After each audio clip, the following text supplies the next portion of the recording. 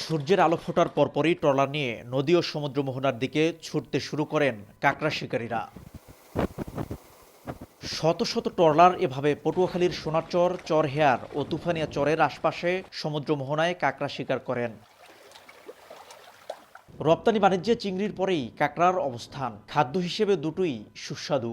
দেশে খাদ্য হিসেবে কাঁকড়ার প্রচলন তেমন না থাকলেও বিদেশে এর চাহিদা ব্যাপক। তাই পটুয়াখালীর উপকূলে দিন দিন বাড়ছে কাঁকড়া চাষ ও শিকার।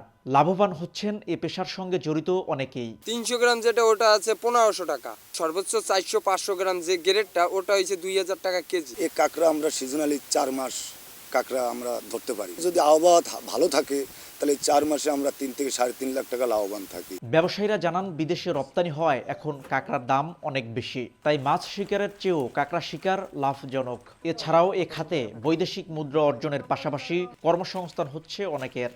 অর্ধেক পাউডারে দ্বিগুণ উজ্জ্বলতা। নতুন রিন অ্যাডভান্সড অর্ধেক পাউডারে দ্বিগুণ উজ্জ্বলতা।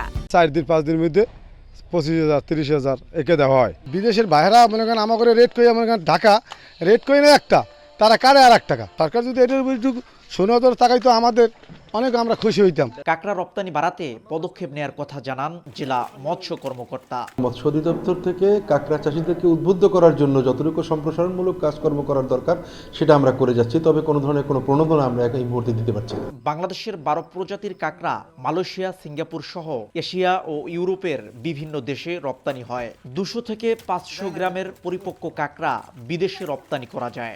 এক একটি কাঁকড়া 2 কেজি পর্যন্ত হয়ে থাকে। শিকদার জাবির হোসেন, সময় সংবাদ, পটুয়াখালী।